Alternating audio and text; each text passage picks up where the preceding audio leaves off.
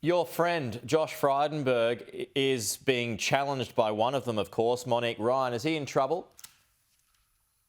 Well, Monique Ryan is a former member of the Labor Party, and she's a very good example. And last night on Sky, she made it very clear that she has extremely left-wing views on things like the stability and geostrategic position of Australia in the Indo-Pacific, on offshore processing of asylum seekers, on climate. And look, I think Josh Frydenberg would be such a loss to the Parliament. He's not only the Treasurer, he's a future leader of the Liberal Party, and voters in Kooyong, who are particularly sophisticated, they will work that out. They've already probably worked it out. OK, let's turn it on to Anthony Albanese. He's dropped the ball again, I suppose he could say. He couldn't... definitely say that, Pete. He definitely dropped the ball. He couldn't outline the six-point plan of the NDIS.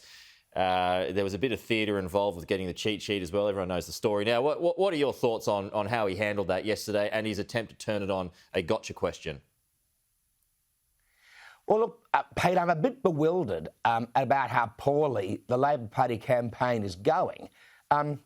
Besides the fact that it's hard to work out exactly why we need to change the government, and Labor is yet to really make that case. They've had 3 years to prepare for the election, and I get the feeling that this whole election's come as a bit of a surprise to them. I mean, it's the last date that they could possibly hold the election. It's not like it's been an early call that's taken them off guard, and yet they seem really underprepared. And look, Anthony's a good friend of mine. I really like him. I'm quite surprised that he would have made this terrible gaffe on the NDIS policy. And it's not a gotcha moment, Pete, because, look, if they'd announced that policy a month ago and a tricky journalist had decided to raise the 6 points yesterday, a month later, people would quite rightly say, oh, well, he can't be expected to remember absolutely every detail. But they announced the policy the day before. The day before he was being asked about it.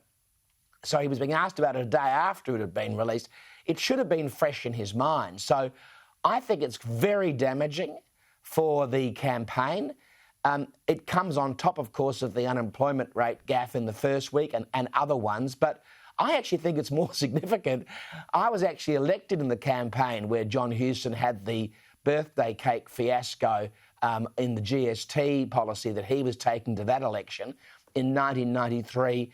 It does shake confidence in voters if they are undecided or soft about changing the government or voting Labor. And this will shake the confidence of Labor headquarters and Anthony himself. OK, just a final one here on national security, and because this has been an issue for the Prime Minister in the last couple of weeks as well. The Prime Minister of the Solomon Islands, Sogavare, he's launched a scathing attack against the Australian government for using inflammatory language, for even threatening invasion by the Prime Minister declaring a red line, the Deputy Prime Minister referring to Solomon Islands as being Little Cuba.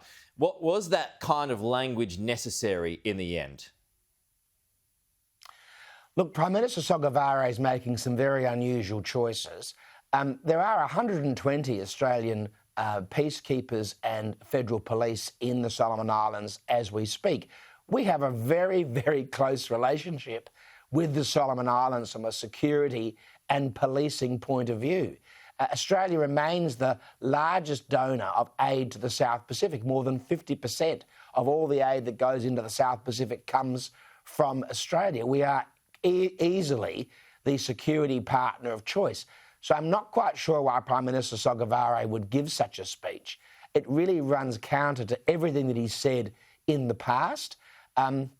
Whoever gets elected in about 2 weeks' time is going to have to address the Solomon Islands issue as a number one priority. I'm very much looking forward to the stability of government being returned here in Australia and that opportunity for either the Coalition or the Labor Party going forward. But it's a very sensitive issue. We need to handle it very, very carefully. We haven't thrown the baby out with the bathwater in the Solomon Islands yet, but it's very important that we handle it delicately and make sure that we maintain that strong security relationship with the Solomon Islands and the people-to-people relationships that have been built up for many, many decades.